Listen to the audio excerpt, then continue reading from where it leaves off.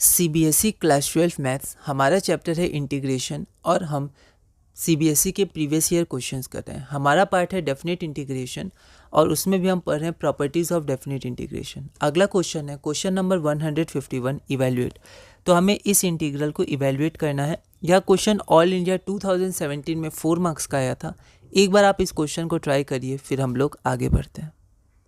तो यहाँ पर सबसे पहले हमने गिवन इंटीग्रल को आई मान लिया और इसको इक्वेशन नंबर 1 मान लिया, ठीक है। उसके बाद हम x की जगह पाई माइनस एक्स पुट कर देंगे, ठीक है। यहाँ पर मैंने प्रॉपर्टी नहीं लिखी, पर यहाँ प्रॉपर्टी आप ध्यान से लिखिएगा। यहाँ पर प्रॉपर्टी आप लिखिएगा कि f(x) 0 से तो हम लोग x की जगह a माइनस एक्स पुट कर सकते हैं, ठीक है।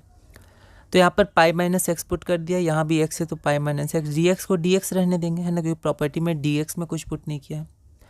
Sec pi minus x ten pi minus x, तो यहाँ पर ten pi minus x minus ten x होता है।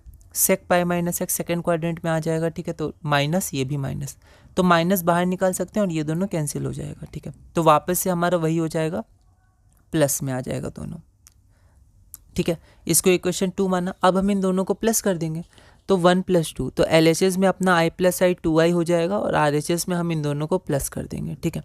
अब यहाँ देखिए x और x, ठीक है, ये कैंसिल हो जाएगा, तो आपके पास बचेगा क्या, तो आपके पास बचेगा पाई 10x। तो ये x 10x और यहाँ से माइनस x 10x, तो पाई 10x आपका बचेगा। पाई कांस्टेंट बाहर आ जाएगा, LHS में 2i है। अब यहाँ पर क्या करेंगे, रेशनलाइजेशन करेंगे, ठीक है। तो ये सब कुछ स्टेप्स है जो आपको ध्यान रखने और प्रैक्टिस के साथ आप अंदाज़ा लगा सकते हैं, है ना। तो यहाँ पर रेशनलाइज करेंगे तो यहाँ पर a + b है, तो a - b से दोनों जगह हम लोग इंटू कर देंगे। तो यहाँ sec x + 10x into sec x - 10x, ये हो गया sec square x minus ten square x. और यहाँ अगर हम इंटू करेंगे तो 10x इंटू sec x क्या हो जाएगा, sec x 10x और 10x और minus 10x minus ten square x, ठीक है। अब sec square x minus ten square x तो हमारा 1 होता है, ठीक। तो यहाँ पर हम इंटू कर दिया टाइम्स dx। अब हम क्या करेंगे, इसको ब्रेक कर देंगे हर जगह, ठीक है, क्योंकि इसका इंटीग्रेशन हो जाएगा, इसका और इसका 1 का भी हो जाएगा। अब इसका भी हम लोग देखते हैं। तो पाई बड़ा bracket sec x times 10x 0 से पाई, ठीक है, माइनस। अब आप यहाँ ध्यान दीजिएगा, तो 10 स्क्वायर एक्स माइनस 1, ठीक है, और माइनस 10 स्क्वायर एक्स से तो माइनस बाहर आ जाएगा, तो 1 + 10 स्क्वायर एक्स हो जाएगा, है ना। तो इसका भी आपका sec स्क्वायर एक्स हो जाएगा, मतलब इसका भी इंटीग्रेशन हो गया, और dx का तो x हो जाएगा, ठीक है।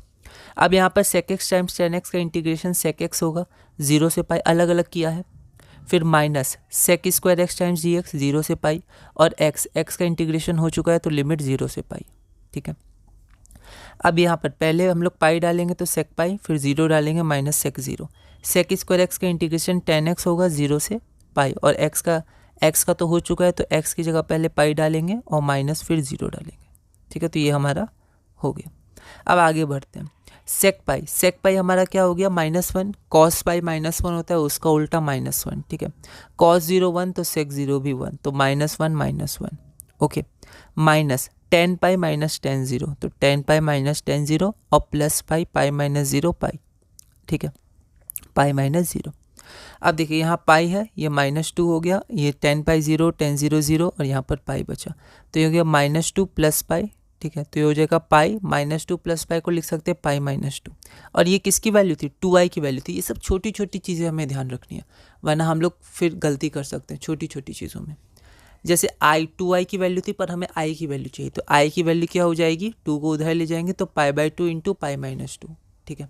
तो ये हमारा रिक्वायर्ड आंसर हो गया, जो हमारा गिवन इंटीग्रल था उसका रिक्वायर्ड आंसर हमारा ये हो गया π/2 इंटू पाई -2, ठीक है।